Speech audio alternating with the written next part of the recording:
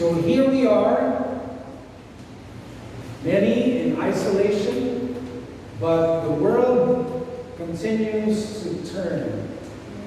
And incense continues to be offered to our God in His name for His glory. This is the Lord's Day. We will worship Him. The Gospel today talks about a man being healed by Jesus. He was born blind. He represents all of us, actually, who are spiritually blind. Jesus said in that famous chapter, 3 verses after the famous John 3:16, He said, "This is the judgment, that light has come into the world, but men love the darkness rather than the light, because their deeds are evil." That was the judgment. The judgment has already been passed. That's already been rendered. And in the judgment, God found out the men, people, even though the light has come into the world, they love the darkness because their deeds were evil. See, a blind man wants to do necessary things. He needs to do necessary things. He needs to do chores. He needs to go places. He needs to acquire things that he needs, etc., etc. But in the process, because he cannot see, in the process, he inconveniences people, right? He bumps into things, he bumps into people, he troubles them, he annoys them even, probably even hurts them, right? He also hurts himself because he cannot see. He stumbles, he falls, especially in places which are not familiar to him. Romans chapter 10, verse 2 says, St. Paul speaking, that Jews have zeal, but not according to knowledge. They were blind themselves. They could not see. That's why they thought they were doing God a service by persecuting the Christians, right? Because they were blind. They thought they were doing something necessary, yet they were hurting others. St. Paul was like that. We're also still like that. Stay tuned. Wednesday evening, we will expound on this. Okay? We will go live as well. We'll expound on that. But for now, let me focus on something else. St. Paul was once lost, and then he was found. He was blind, but now he sees. It is the grace of God. The thing is, St. Paul, when he found Jesus, Jesus told him, "Why are you persecuting me? You cannot see, that's why you're persecuting me. You're persecuting my people, my brothers. It is hard for you, it is hurtful for you, it is painful for you to kick against the goads." Goads are sticks, sharp sticks that shepherds use to guide his herd of sheep. Imagine kicking against something that is sharp. I've experienced that before. I was walking, wearing only slippers, and all of a sudden I found a barbecue stick between my toes. It was in like an inch or two. It's not pleasant. But when we hurt people, God's people, our neighbor, we actually also hurt ourselves. We hear of a new phrase right now. I've heard of this phrase, flatten the curve. And we understand what it's saying, right? The curve is the rise of the incidences of those who are infected. We need to flatten that curve. And we should. That's why we should stay home unless necessary things need to be done. But I propose something else. Let us flatten the curve so that all of us are equal. So that the mountains may be lowered and the hills exalted.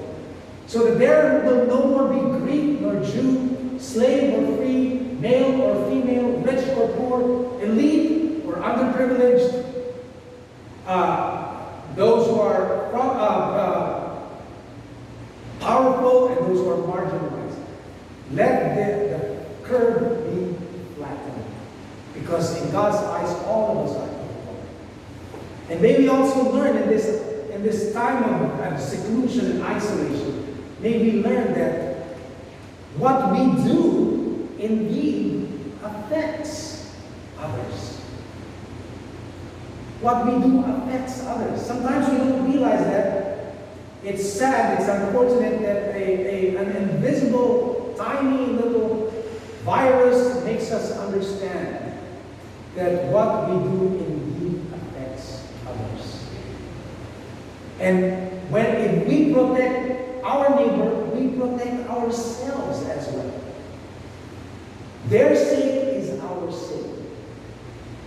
That's the truth the church has been proclaiming. It's sad that it has to come to this crisis for us to realize it. But that's true. What we do affects others. No man is an island. No man lives for himself. No man stands alone. We are members of one another. We are one body.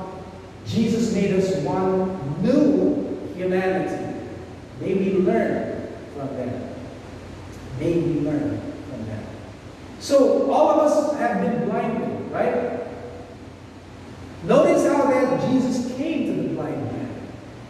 Blind man didn't see him. Jesus saw him. He chose him. He didn't choose Jesus. That's what Jesus said. You didn't choose me. I chose you. Same with St. Paul. St. Paul was just on his way to kill people. Kill the people of God. Jesus came to him, found him. And because that's why Jesus came. He came to seek and save that which was lost. And when he finds us, may we respond in humility like the blind man. May we respond in humility like St. Paul had asked. Who are you, Lord? What would you have me do? Have your way in me, have your way among us. Listen to him, God the Father says, and follow him. I want to bring our attention as well to the unusual way Jesus healed the blind man. You know, he could have said, be healed. Right? Sometimes in some instances, he did that. Simply said, be healed. Or pray for him, touch his eyes, etc. No, in this case, what he did was he spat on the ground and made clay and mud out of the spit and the soil. Does this remind you of another instance when this happened? I take your memory back to creation. When God dirtied his hands and got some soil and fashioned man in creation, right? Jesus is, in effect, giving us a hint that when he heals our blindness, we are being made a new creation again. We are being born again, if you please. And the way may be unconventional.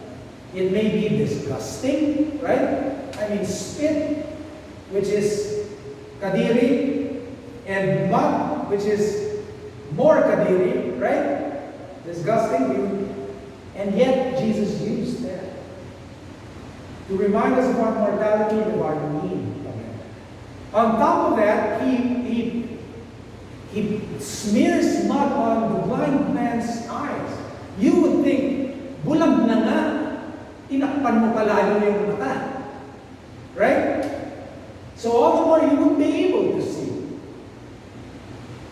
And after doing that, imagine this, after doing that, seemingly Jesus made the blind man even more blind, and as if insulting him, tells him, now go wash in the pool of Siloam, which, by the way, it was not near the place where the blind man was.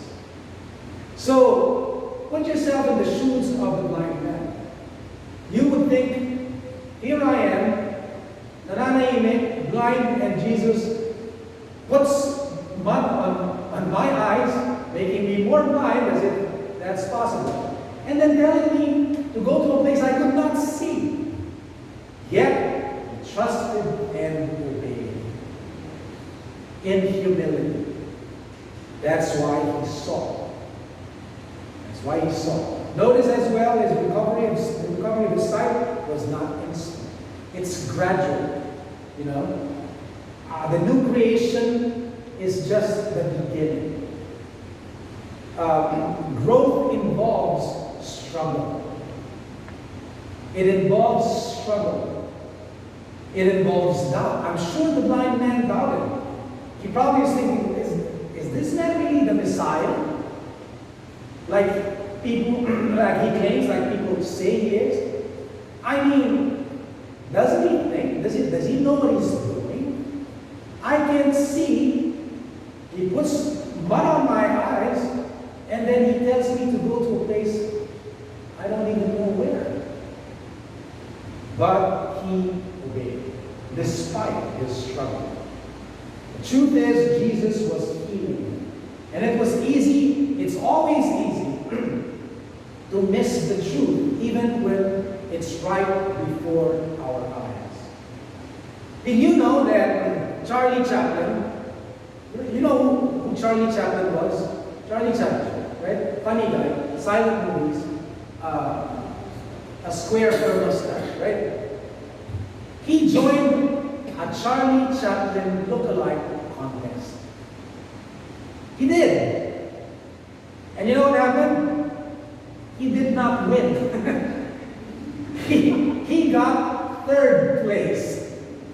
Third place in a contest that was supposed to be, you know, the contestants was supposed to look like him. He didn't even look like himself in the eyes of the judges. He got third place. But because truth sometimes is right in front of us, and we miss it. We miss it. The Old Testament reading was about the choosing of David as king, right? But Samuel the prophet, the man of God, who was also supposed to be able to see clearly, missed the truth in front of him. Why? Because we have our preconceived ideas. We think certain ways are supposed to be certain ways. And we're set in our ways. And so he thought, this oldest son, Eliab, he must be the chosen king. Because he's tall, he's fit for a soldier, he's maybe broad-shouldered, kingly, looks intimidating. And so he thought it was him. But God had to speak to Samuel and say to him, God does not see as man sees. God is, sabi nga nila, hindi nasisilaw ang Diyos sa ginto. Sa yaman, sa popularidad, sa kapangyarihan, sa kasikatan. No, God doesn't see as man sees. And Samuel learned that lesson. But God doesn't judge anymore, okay? Because there already was judgment. And the judgment was that all men are blind. They can't see. That's why he's doing something about it. He's doing something about the fatal blindness that was the discovery in the judgment. It's like a diagnosis. The doctor finds that the patient is sick. And so he does something to heal him, to cure him. Recognize when he's healing us. And trust and obey like the blind man, like St. Paul. In making us new creation, he may have to renovate. What's the first thing that renovators do, say in a house? They use a sledgehammer, maso, right? And they would take down things that should not be there. things that are ugly for the new creation. They don't tear down the house. Just certain things. The house is still there. In fact, the purpose is to beautify the house. But there are things there that are not fit for the new creation, for the new house. Those things are to be torn down and destroyed. Realize that's what God is doing in us when He's working in us. God is working even now. Even now in this pandemic. Even now in the quarantine. What is He doing in you? What's He wanting you to see that's right before your eyes? You know, I was surprised to see an imam, I think he was. He was a Muslim teacher in a video online. And he told a story that I had heard before from my religion teacher in grade 4. A slightly different version, but very similar message. He said, one day while Jesus and His disciples were walking, they saw a dead donkey. And like you and me, most probably, the disciples saw the bad, the ugly. They said, ang baho, it stinks. It's disgusting. You know, look at the worms eating up the flesh of the donkey, etc., etc. All negative. And Jesus said, yes, but look at its teeth. Its teeth are perfect. He saw the good in the ugly. You know, right now we may be inconvenienced. Right now we see the ugly, people dying, people getting sick. It's not pleasant. But that's the obvious, and that's true. I don't deny that. We don't deny that. The thing is, there's good in this and every other situation. And if you know our God, He causes all things, good or bad, all things to work together for our good, toward our healing, so that we would be perfect new creation. That's His purpose. While in quarantine, let God work in you. Let God renew your mind. Let God restore you. Let God cause all things to work together for your good. May our eyes be open so that we can taste and see the goodness of the Lord even now in times of trouble, times of crisis, in times of pandemic. That's what will make you and I overcome and live life to the full. You know, globally right now, people are sitting in darkness and in the shadow of death. The New Testament reading out of the daily office this morning, out of Romans chapter 8, St. Paul says, I am confident, I am convinced, the sufferings of this present time are nothing compared to the glory that is to be revealed. This too shall pass. And God is preparing something great and glorious for us. That's where we're headed. We're not headed toward the extinction of the world. No. Not as long as Jesus is Lord. No. This is momentary affliction. I won't lay down. I won't say it's light. You know, and we need to continue to pray for a stop to this. But it is temporary. The sufferings of this present time are nothing compared to the glory that is to be revealed. May we prepare ourselves for that glory. Let God do His work in opening our eyes as we yield to Him. And when He does, let us walk as children of light and offer the whole world hope. That's His will. That's His work, what He's working on. And that's the way it is in the kingdom of our God. Amen. Amen. Let us all stand.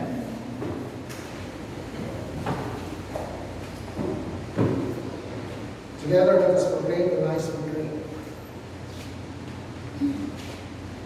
We believe in one God, Father Almighty, maker of heaven and earth, and of all things visible and invisible, and in one Lord Jesus Christ, the only begotten Son of God, begotten of His Father before all worlds, God of God, light of light, very God of very God, begotten, not made, being of one substance with the Father, by whom all things were made, who for us men and for our salvation came down from heaven, and was incarnate by the Holy Spirit and the Virgin Mary, and was made man, and was crucified also for us under Pontius Pilate. He suffered death and was buried, and rose again on the third day, in accordance with the Scriptures, and ascended into heaven, and is seated on the right hand of the Father.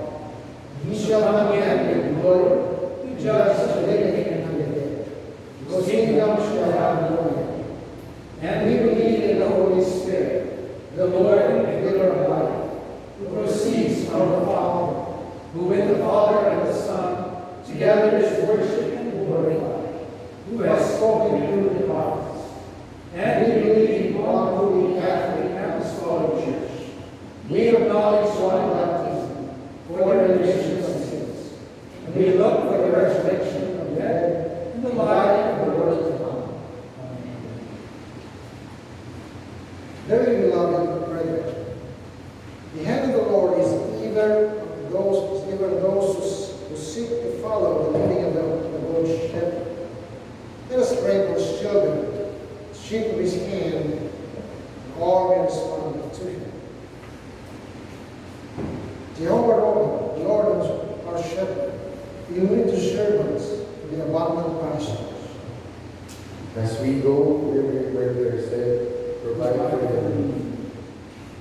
You lead your servants in paths of righteousness. As we go where we are sent, bring the backsliders to repentance. You walk with your servants through the valley of the shadow of death. As we go where we are sent, protect the lead. You lead your servants in triumph over their enemies. As we go where we are sent, bring about justice for the oppressed against their adversaries. You lead your servants into the place of anointed ministry. As we go where we are sent, prevail over those who love. You lead your servants into the land you have given for our inheritance. As we go where we are sent, answer our corporate petition. Almighty God, our dwelling place in all generations, owner of the earth and all it contains, grant to us our inheritance we pray, and the grace to live upon, facilities in which your people, being restored in your image, and ever growing in love for thee, might become a habitation of your presence, and ministers of your life, to the glory of Jesus Christ our Lord. For the days and reigns together with you and the Holy Spirit, one God, now and forever. Amen. Lord, we pray this special prayer at this time, when the world is in anxiety, in fear and panic. Grant us your peace, O Lord, and make us trust in the hope we have in you alone. We lift up to you the frontliners, Lord, the government officials, medical professionals, those who deliver basic services. Lord, we thank you for them and their service. We thank you for them putting their lives on the line in order to aid people and help them. We ask that you protect them. We ask that you give them wisdom. We ask that you work through them to effectively deliver healing and needs of the people. We pray as well for the sick, O Lord. Heal them, protect them, and make them see you at this time of darkness. We pray for your church, O Lord, that we would stand in this present darkness, offer hope to the world that is in need, badly, of the hope that is only found in you. Most of all, Lord, may our eyes be open, and may people see you and taste and see the goodness of the Lord. Grant, sovereign Lord, that all men see and recognize the true light, unmasking the facade of all that is falsely called truth and wisdom. We ask this through Jesus Christ our Lord. Amen. Amen. The peace of the Lord be always with you. Amen. Offer one another, observing social distancing still, offer one another the sign of God's peace. Peace be with you all.